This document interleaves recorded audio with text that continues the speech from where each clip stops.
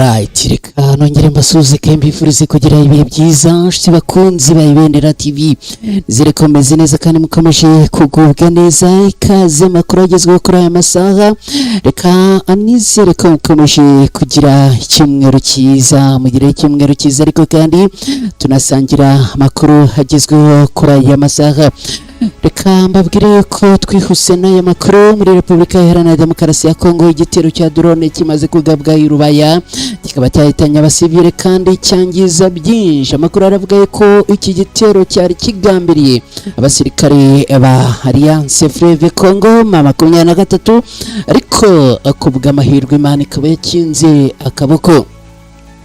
Imirwano y'ikaze yongeye gukomeza hagati y'abarwanyi ba Alliance Fleuve Congo M23 na FARDC na Wazalendo ni muri teritwari ya Masisi muri Kivu y'Amajyaruguru muri Repubulika Iharanira Demokarasi ya Kongo. Muri Kivu y'Amajyepfo Minembwe hongeye kwinjira mu bihe bikomeye cyane nyuma y'ibitero byagabwe mu baturage bikangiza ibintu byinshi harimo n'amazu menshi. Abakinyi ba Iran banze kuba muri Amerika mu gikombe cy'isi bakaba bamaze kugaragaza aho bazacumbika. Urwangano ni rukomeye cyane hagati ya Leta Zunze Ubumwe za Amerika n'abanya Irani. Amerika yahanye umupolisi ukomeye wo muri Tanzania, turaza kurebera hamwe igihano y'umupolisi yahawe nyuma y'ingendo zo mu kirere hagati ya Bunia, Uganda na Kinshasa zahagaze no kubera iyi mpamvu.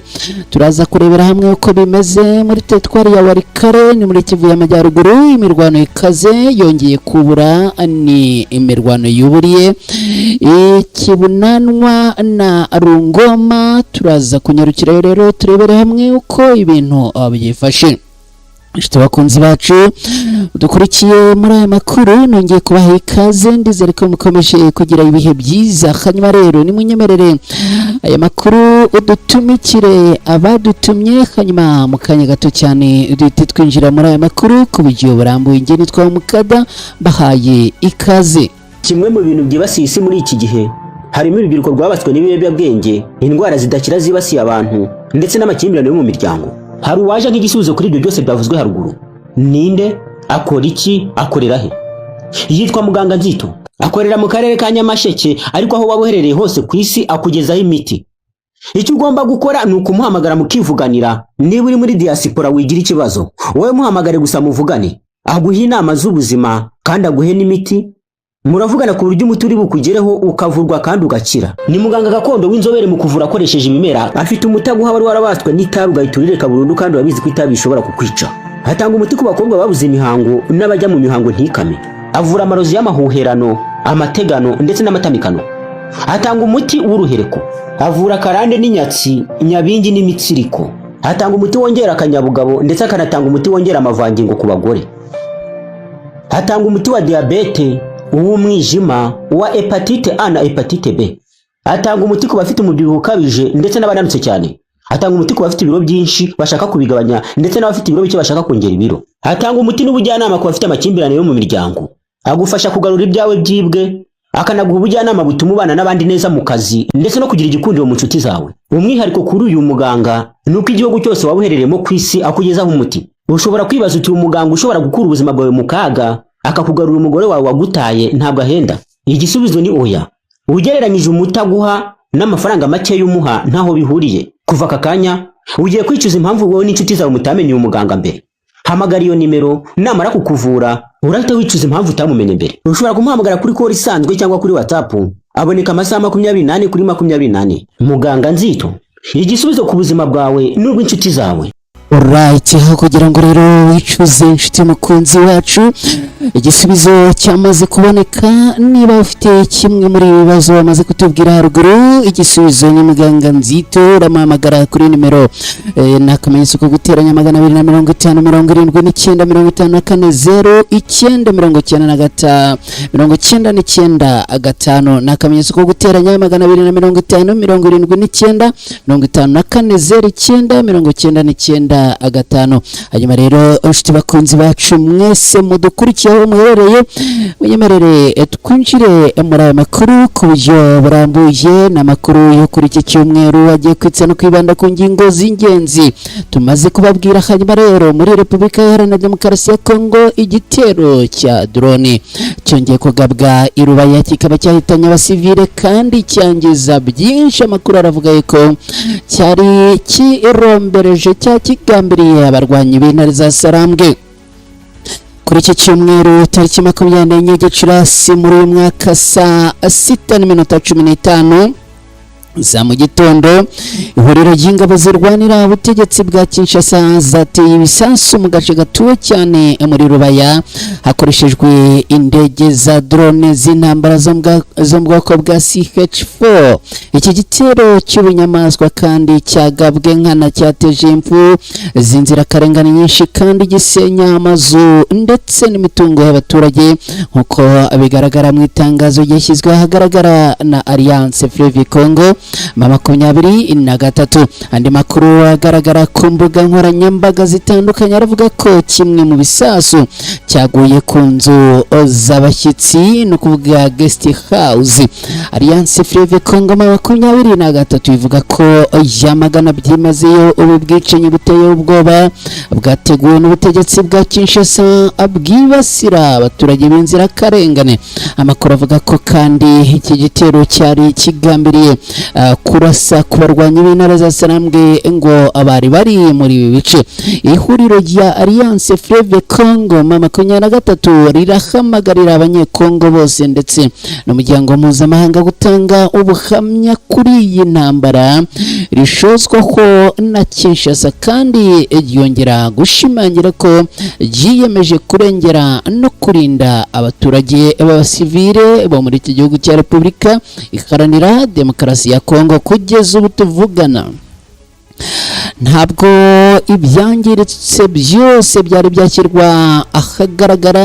Uruhande rwa leta ya Kongo kandi narwo ruragira icyo rutangaza kuri iki gitero cyagabwa ngaha hagambiriwe ngo kwivugana abarwanyi ba Alliance Fleuve Congo 23 bivuga ko bari bari kuri patrouille.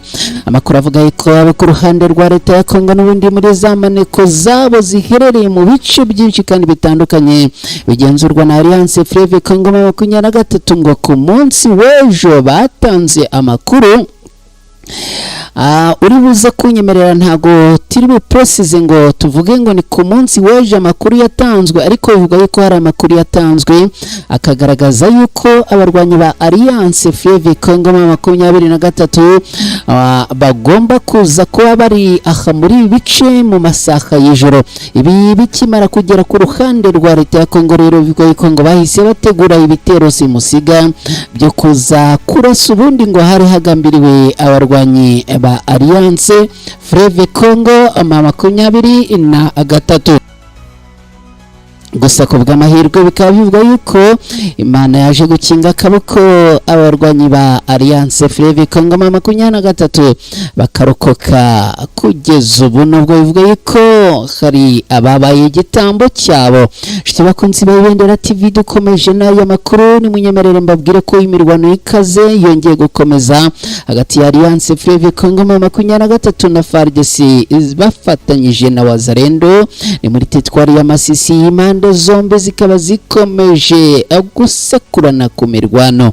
Ni imirwano ikomeye yongeye kubura hagati y'abarwanyi bombi, ni ukuvuga Alliance Fleuve Congo 23 n'abo ku ruhande rwa leta ya Kongo bagizwe na FARDC na Wazalendo, ikaba yongeye gufata intera yo ku rwego rwo hejuru muri teritwari ya Masisi ni mu ntara ya Kivu y'Amajyaruguru muri iki gihugu cya Repubulika Iharanira Demokarasi ya Kongo, mu gihe impande zihanganye zikomeje gutangaza amakuru anyuranye ku bijyanye n'igenzura ry'ibice bitandukanye.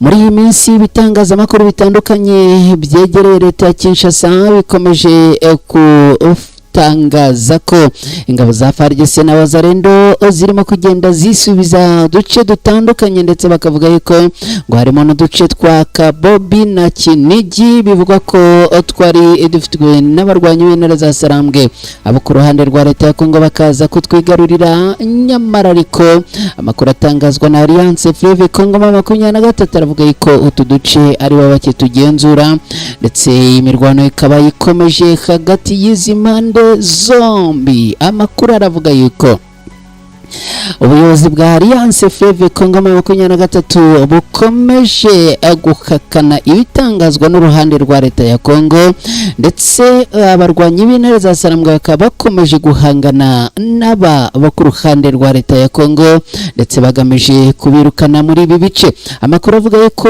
uru ruhande rwa leta ya Kongo ari rwo rurimo kugaba ibitero ku barwanyi b'intare za Sarambwe. Intare za Sarambwe rero nazo zikaba zirimo guhangana kugira ngo zibisubize inyuma. Ubu tuvugana guverineri wa Kivu y'Amajyaruguru yitwa Ngarambe Manziwiri atangaza yuko abarwanyi bo ku ruhande rwa leta ya Kongo mu bitero bakomeje kubashozaho intare za Sarambwe nazo ngo zikomeje guhangana nabyo. Amakuru aturuka muri Masisi aravuga ko imirwano yakomeje mu duce twa Kavuta. Kugeza ubu imirwano ikaba imeze nabi muri aka gace, neza agasozi gakomeye cyane aha muri Masisi. Amakuru kandi aremeza yuko no mu misozi ikikije Kinigi naho urugamba rumeze nabi, kandi bikaba bivuga yuko ari imirwano ikomeje gufata intera yo ku rwego rwo hejuru, irimo no gukoreshwamo intwaro ziremereye cyane. Hari imirwano yavuzwe no mu bindi bice bitandukanye byahanga muri Masisi, aho ibi byose birimo gutuma abaturage bagenda bahunga umusubirizo kubera guhunga urugamba. Ku ruhande rwa leta ya Kongo hakomeje kuvugwa ibikorwa bya gisirikare bigamije kwisubiza uduce Alliance Fleuve Congo 23 yigaruriye. Abo ku ruhande rwa leta ya Kongo rero bakaba bakomeje kugaba ibitero bitandukanye, bavuga yuko bashaka kwisubiza ibice bitandukanye. Mu gihe imirwano ikomeje, abaturage nibo bakomeje kugira ingaruka zikomeye. Amakuru aturuka muri ako karere avuga ko ibihumbi by'abantu bamaze kuva mu byabo bahunga berekeza mu bice bifatwa nk'aho bifite umutekano, abandi bakabura aho kuba n'ibiribwa byo kubatunga.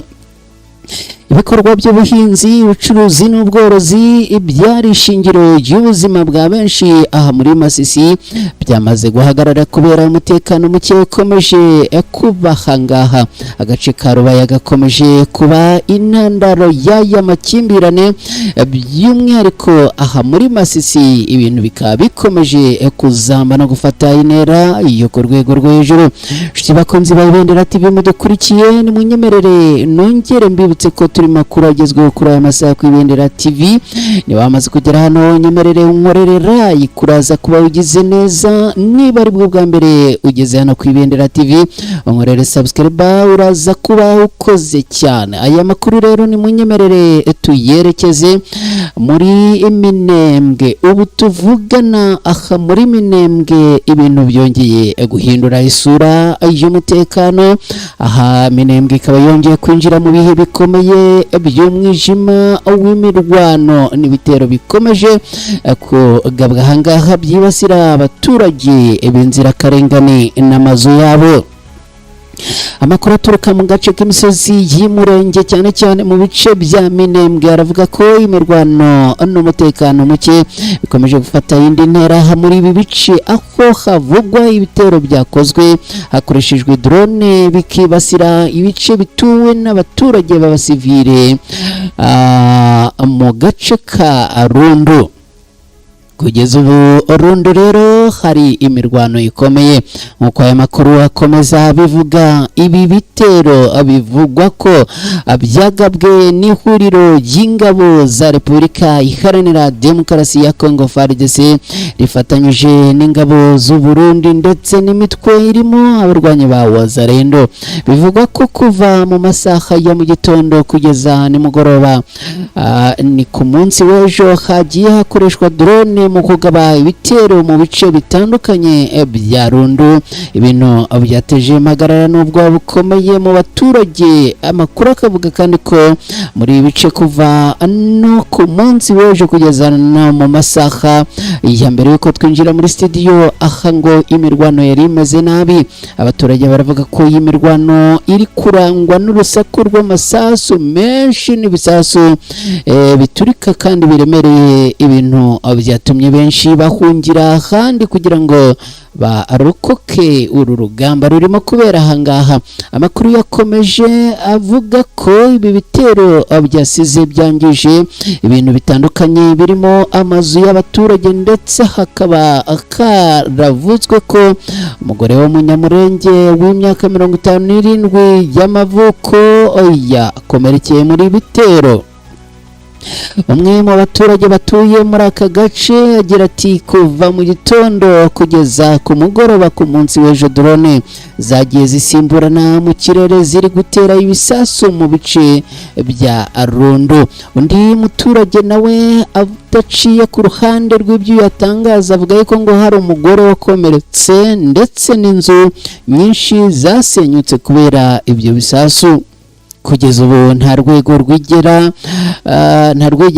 rwego rwigenga cyangwa urw'ubuyobozi ruratangaza raporo yemeza cyangwa ihakana amakuru y'ibyabereye ahangaha, ariko ngo hamenyekane n'ababa bahatakarije ubuzima niba bahari, n'ababa bahakomerekeye niba bahari, bose ngo bamenyekane. Icyakora abaturage bo muri ako gace bavuga ko ubuzima bukomeje kuba bubi ndetse bamwe bakomeje ngo guhunga bava mu ngabo kubera ubwoba bw'ibitero bishobora gukomeza muri ibi bice. Shiti bakunzi ba Ibendera TV rero ni munyemerere amakuru ku Ibendera TV noneho tuyahindurire mu ngingo ikurikira. Nyemerera nkubwire ko amakuru ku Ibendera TV tuyerekeje muri iyi inkuru ikomeye cyane ivuga yuko umupolisi wa Tanzania yamaze guhabwa ibihano bikomeye cyane, akaba ari ibihano yahawe na Leta Zunze Ubumwe za Amerika. Leta Zunze Ubumwe za Amerika zatangaje ko zahanye umupolisi ukomeye muri polisi ya Tanzania yitwa ACP Faustine Jackson Makwere imushinja kugira uruhare rukomeye mu gutoteza imirimbanyi z'uburenganzira bw'ikiremwa muntu.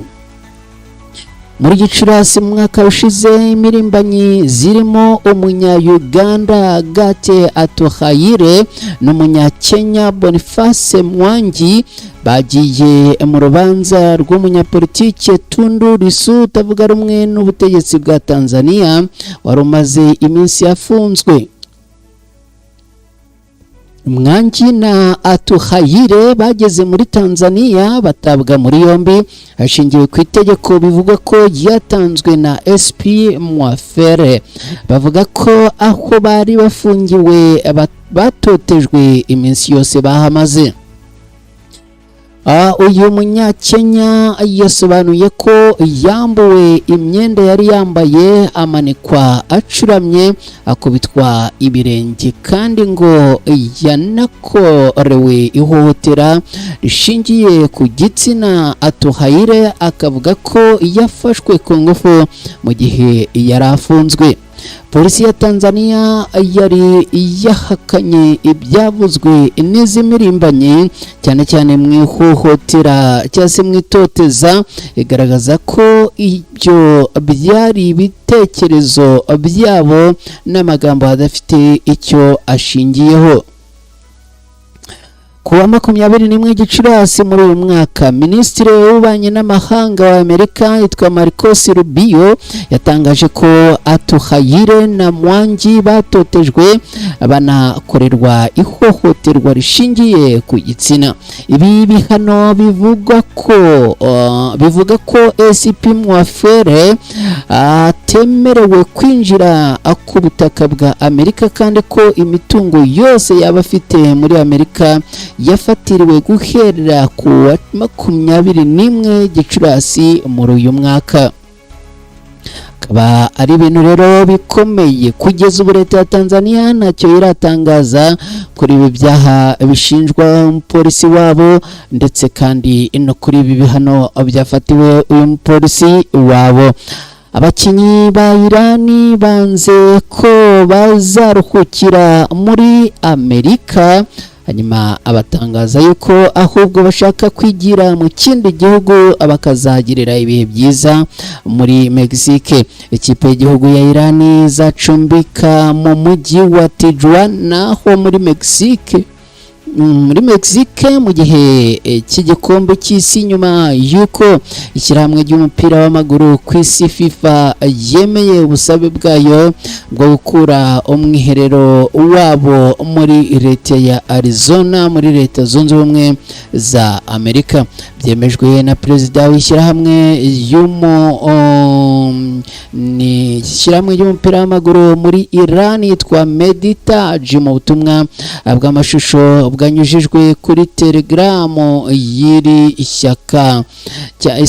shyirahamwe kuwa gatandatu ku munsi w'ejo nibwo abasohoye itangazo bagira bati tuzacumbika muri Tijuana hafi y'inyanja ya Pacifique ndetse ni ku mpaka wa Mexique na leta zunze ubumwe za Amerika. Taji yongeyeho ko ibyo bizafasha kwirinda ibibazo bijyanye no kuba abatarabona visa ndetse ngo abazoroherwa n'ingendo zijya muri Mexique bakoresheje indege za Iran Air. FIFA ntacyo iravuga kuri ibi byatangajwe n'umuyobozi w'ishyirahamwe rya ruhago muri Iran. Iran izakinira imikino ibiri ya mbere yo gutsinda yo mu itsinda G cyangwa G ni muri Los Angeles ihura na de Nouvelle-Zélande tariki 15 Kamena muri uyu mwaka, ikazakina kandi n'Ububiligi tariki 21 Kamena muri uyu mwaka, mbere yo guhura na Misiri mukino zabera muri centre ku wa 26 Kamena muri uyu mwaka. Meditaj yavuze ko aho bazacumbika hegeranye cyane naho abazakinira. Agira ati intera iri hagati yacu n'ikibuga cy'imikino yacu muri Los Angeles ni minota 55 n'indege. Muri uko kwezi abayobozi ba Iran bavuze ko abakinyi babo n'abatoza batarabona visa za leta zunze ubumwe za Amerika mu gihe habura igihe kitageze ku kwezi ngo igikombe cy'isi gitangire. Iri rushanwa rizitabirwa n'ibihugu 48 rizabera muri leta zunze ubumwe za Amerika, Canada na Mexique. Nshuti bakunzi ba Ibendera TV, rero ibintu bikaba bikomeje gufata indi ntera yo ku rwego rwo hejuru, aho iri rushanwa biteganyijwe ko rizatangira ku itariki 11 Kamena rigasozwa ku ya 19 Nyakanga muri uyu mwaka wa 2026. Bakunzi ba Ibendera TV, ni munyemerere mbabwire ko dukomeje n'aya makuru agezweho hano ku Ibendera TV. Reka unyemerere twongere dukubitire mu makuru akomeye cyane kandi atandukanye. Inkuru tugezeho rero ni inkuru igaruka ku ngendo zo mu kirere hagati ya Bunia Uganda na Kinshasa. Izi ngendo zikaba zamaze kuhagarikwa, akaba ari ibintu biteye inkeke n'ubwoba bwinshi cyane. Nshuti bakunzi ba Ibendera TV, munyemerere mbabwire ko mu gihe icyorezo cya Ebola gikomeje gutera impungenge muri Repubulika Iharanira Demokarasi ya Kongo no mu karere kose muri rusange, hamaze gufatwa ingamba zikomeye zigamije kugabanya ikwirakwira ry'iki cyorezo.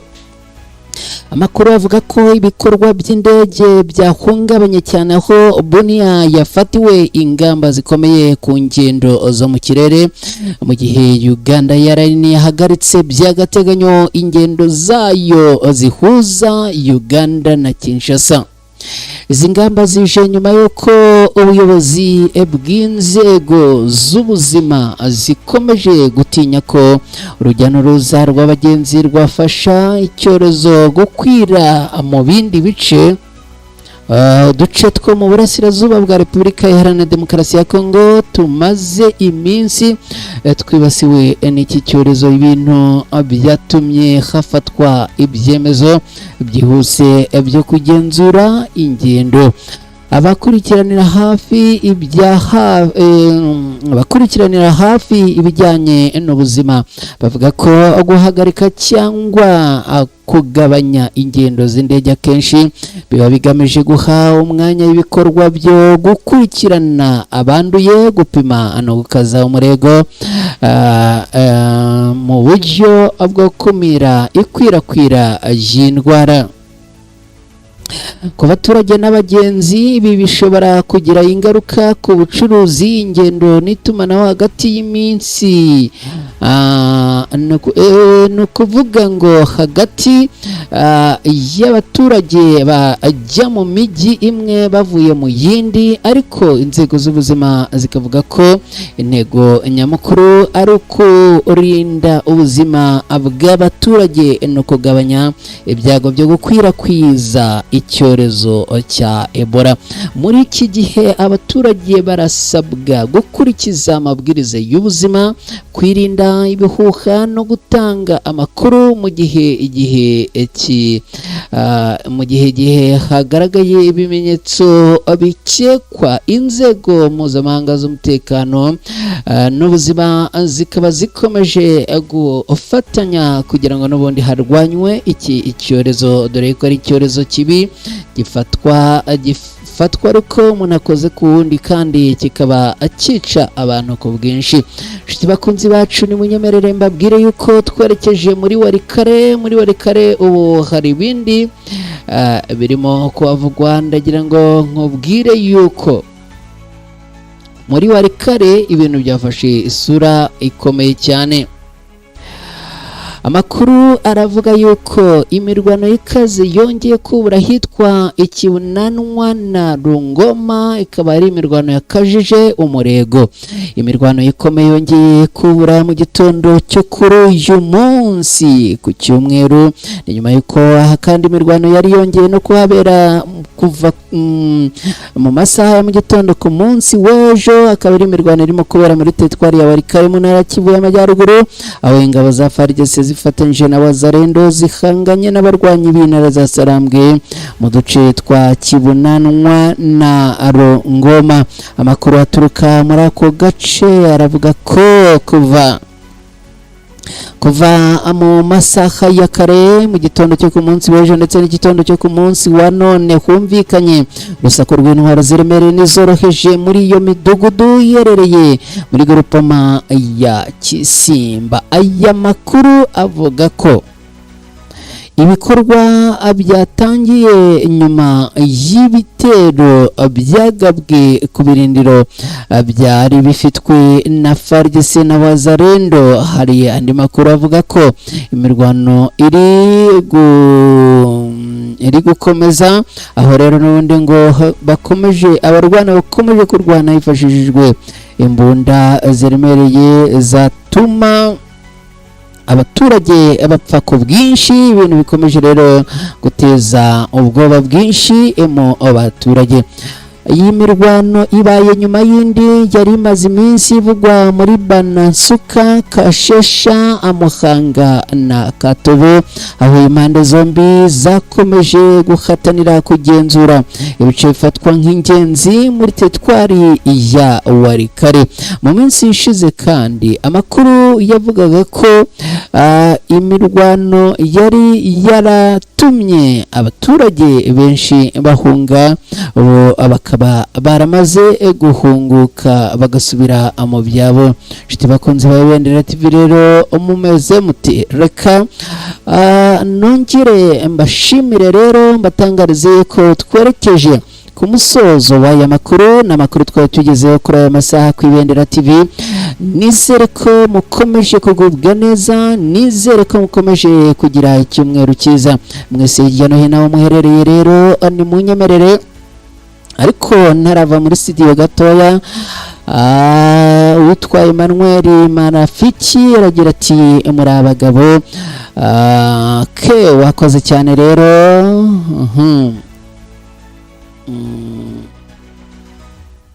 Okay, reka rero mbashimire hanyuma twerekeze ku musozo w'aya makuru. Mwese mugire umunsi mwiza, mugire icyumweru cyiza, Imana ikomeze kuba mu ruhande rwanyu. Nitwa Mukada, ndabashimiye kandi mbasezeho, bye, ciao ciao.